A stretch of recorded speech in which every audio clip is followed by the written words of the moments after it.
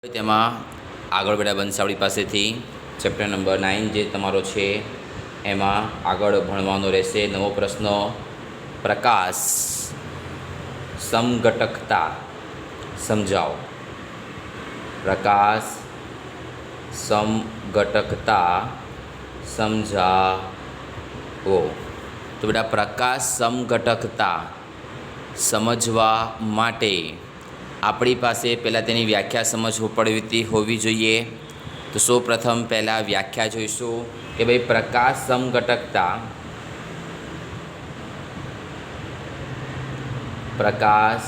સમઘટકતા સામાન્ય રીતે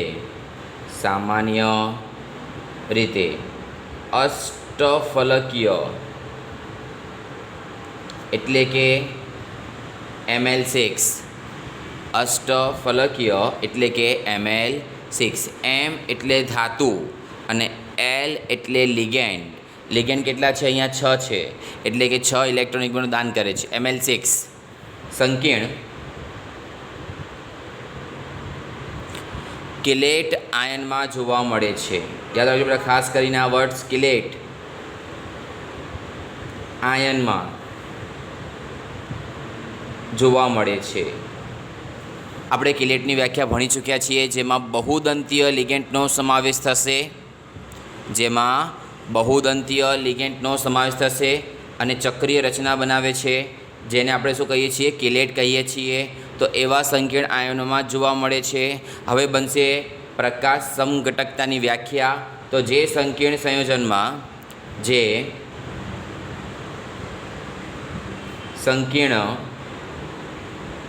સંયોજનમાં અથવા સંયોજનના આણ્વીય સૂત્ર સમાન હોય,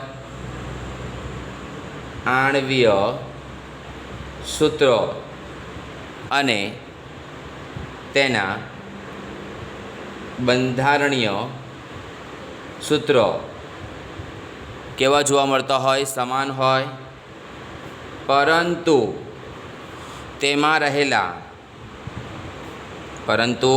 તેમાં રહેલા લિગેન્ડની દિશાકીય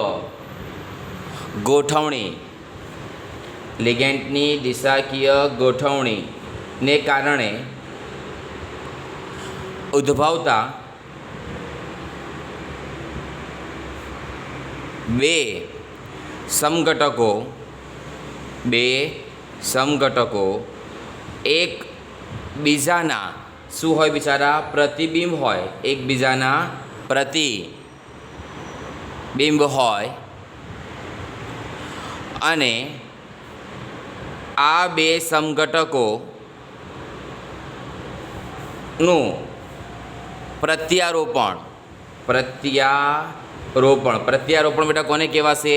કે દાખલા તરીકે મારો જમણો હાથ છે અને આ મારો ડાબો હાથ છે. આ બંને શું છે? એકબીજાના સમઘટક છે, પરંતુ એકબીજા ઉપર આ રીતે પ્રત્યારોપિત કરી શકાતું નથી, કેમ કે બધી આંગળીઓ કેવી થઈ જશે? અલગ અલગ થઈ જશે. એટલા માટે તો એકબીજાના સમઘટક ખરી, પણ એકબીજા ઉપર પ્રત્યારોપણ, બે સમઘટકો પ્રત્યારોપણ એકબીજા ઉપર નહીં થવાથી આ પ્રકારના સંકીર્ણ આયનો કિરાલિટી કોને કહેવામાં આવશે? કે જે કાર્બનની ચારેય સંયોજકતા અલગ અલગ હોય, તેને શું કહેવામાં આવશે? કિરાલિટીનો ગુણધર્મ ધરાવે છે. તેને પ્રકાશ સમઘટકો કહે છે. હવે આ બંને વસ્તુ બેટા સમજવા માટે દાખલા તરીકે આપણે ઉદાહરણ લઈશું. પહેલાં વ્યાખ્યા એક વખત ફરી પાછી રિપીટ કરી દઈએ. પ્રકાશ સમઘટક કોને કહેવામાં આવશે? તો પ્રકાશ સમઘટક સૌપ્રથમ પહેલાં સામાન્ય રીતે અષ્ટફલકીય એટલે કે ML6 સંકીર્ણ કિલેટ આયનોમાં જોવા મળે છે. હવે અહીંથી તેની વ્યાખ્યા બનશે આખી અહીં સુધી. જે શું કહેવાશે? જે સંકીર્ણ સંયોજનોના આણ્વીય સૂત્ર અને બંધારણીય સૂત્ર સમાન હોય, પરંતુ તેમાં રહેલા લિગેન્ડની દિશાકીય ગોઠવણીને કારણે ઉદ્ભવતા બે સમઘટકો એકબીજા ઉપર શું નથી કરી શકાતા? પ્રત્યારોપણ કરી શકાતા નથી. અને આ પ્રકારના સંકીર્ણ આયનો કિલેટ એટલે કે કિરાલિટીનો ગુણધર્મ ધરાવે છે, જેને પ્રકાશ સમઘટકતા કહેવાય છે. આપણે પહેલાં જ કીધું છે બેટા, કિરાલિટી કોને કહેવામાં આવશે? કે આ એક કાર્બન છે, આ કાર્બનની ચારે જગ્યા કેવી હશે? અલગ અલગ ક્રિયાશીલ સમૂહ આવેલા હશે, તો તેવા કાર્બનને શું કહેવામાં આવશે? કિરાલ કાર્બન કહીશું. એટલે કે આ કાર્બનને શું કહીશું? Chiral carbon. તો કિરાલિટી પણ કહી શકીએ તેને આપણે. તો હવે જે છે આ વસ્તુને સમજવા માટે ખાસ કરીને દાખલા તરીકે આપણે એક વસ્તુ લખી દઈએ ઉદાહરણ તરીકે, જેથી તે સમજવામાં આસાની રહે. દાખલા તરીકે C2O4. હવે C2O4 દરેકને બેટા ખબર છે કયા પ્રકારનો લિગેન્ડ છે? તે દ્વિદંતીય ઋણ લિગેન્ડ છે. અને C2O4ને આપણે લોકો શું કહીએ છીએ? ઓક્ઝલેટો કહીએ છીએ. C2O4 કેટલી વખત છે? 3 વખત છે. એક વખત અહીંયા લખી દઈએ આપણે તે પહેલાં. તો C double bond O minus, C double bond O minus. હવે તેને મારે ગોઠવણ કરવાની છે. તો આ ગોઠવણ જો કઈ રીતે કરું છું? દરેકને ખબર છે કે એક C2O4 2 ઇલેક્ટ્રોન યુગ્મોનો દાન કરશે. તો અહીંયા C2O4 કેટલા છે? 3 છે. તો કેટલાનો દાન કરે છે? 6નો દાન કરે છે. માટે પહેલાં તે અષ્ટફલકીય પ્રકારના સંકીર્ણ થઈ ગયો તે. ઓકે. હવે આપણી પાસે જે C2O4 છે એમાંથી કોણ દાન કરે છે? ઓક્સિજન દાન કરે છે. તો આપણે દોરી શકીએ છીએ અહીંયા આ રીતે કે ભાઈ મારી પાસે આ એક ઓક્સિજન છે, આ બીજો ઓક્સિજન, આ ઓક્સિજન, બંને ઓક્સિજન પાસે પોતપોતાના કાર્બન છે. તો આ કાર્બન, બંને કાર્બન એકબીજા સાથે બંધથી જોડાઈ નાખ્યા. આ C પાસે ડબલ બોન્ડ O, તો ડબલ બોન્ડ O, આની પાસે પણ ડબલ બોન્ડ O. તો આ થઈ ગયો બેટા એક અણુ. એ રીતે બેટા બીજી બાજુ આપણે આ બાજુ દર્શાવી શકીએ. તો 1 2 C ડબલ બોન્ડ O. અને ત્રીજો અણુ આપણે આ બાજુ દર્શાવી શકીએ આ રીતે OO CC double bond O. તો હવે વચ્ચે મારે શું મૂકવું પડશે? મિરર, અરીસો. વચ્ચે આપણે શું મૂકીએ છીએ? અરીસો. ઓકે. તો હવે અરીસો મૂકતા દરેકને ખબર છે C2O4માં Cr તો મધ્યમાં રહેશે. Cr શું છે? ધાતુ છે. ધાતુ મધ્યમાં રહેશે. હવે જે મારી પાસે અહીંયા ડાબી બાજુ છે તે અહીંયા જમણી બાજુ આવી જશે, અને જે અહીંયા જમણી બાજુ છે તે ક્યાં આવી જશે? આ બાજુ ડાબી બાજુ આવી જશે. એટલે કે આ બંને કેવા થશે? મારી પાસે આ જગ્યા પર આવી જશે C. અહીંયા શું લખવાનું છે? Double bond O. આ વસ્તુ મારી પાસે અહીંયા આવી જશે.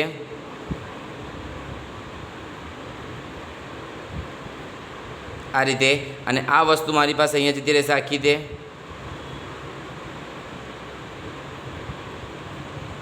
આ રીતે સંકીર્ણ પૂરો કરી ઉપર -2, અહીંયા સંકીર્ણ પૂરો કરી ઉપર -2. તો બેટા આ બંને જે છે દરેકને ખબર છે કે આ વચ્ચે શું છે? અરીસો.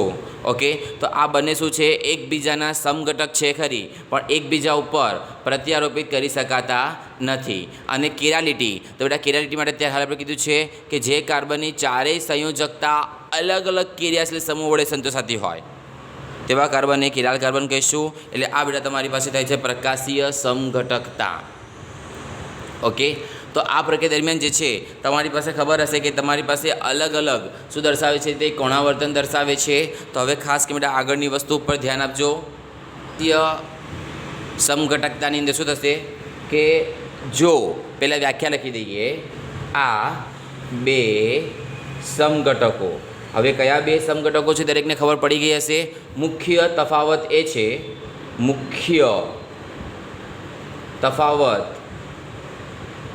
એ છે કે બંને સમઘટકો સમતલીય ધ્રુવીય પ્રકાશનું ડાબી અથવા જમણી તરફ એકબીજાની વિરુદ્ધ દિશામાં શું કરે છે બિચારા? કોણાવર્તન એટલે કે પરિભ્રમણ દર્શાવે છે. તો જો ડાબી તરફ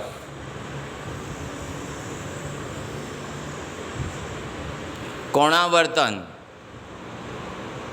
કરે તો તે સમઘટકતાને, જો ડાબી બાજુ કોણાવર્તન કરે તો તે સમઘટકતાને શું કહીશું બેટા આપણે? લીવો. એટલે કે L માઇનસ અને જમણી તરફ કોણાવર્તન કરે તો તેને ડેક્સ્ટ્રો, એટલે કે તમારી પાસે આવશે બેટા D+ વડે દર્શાવવામાં આવે છે. તો ડેક્સ્ટ્રો અને લીવો, આ જે તમારો ડેક્સ્ટ્રો છે અને લીવો છે, ડેક્સ્ટ્રો અને લીવોના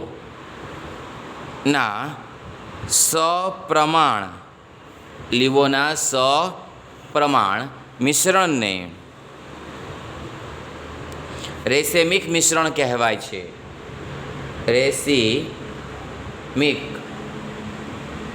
મિશ્રણ કહે છે. અને ખાસ કરીને ધ્યાન રાખજો કે પ્રકાશીય સમઘટકતા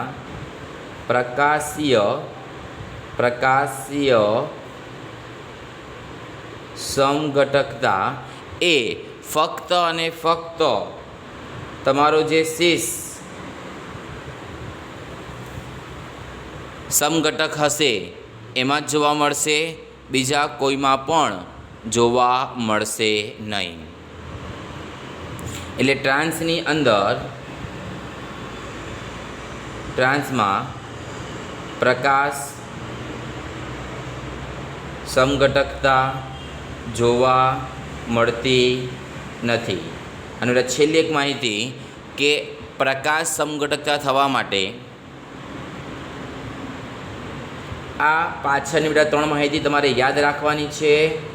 આ માહિતીને એક્ઝામમાં લખવાની નથી. પ્રકાશ સમઘટકતા થવા માટે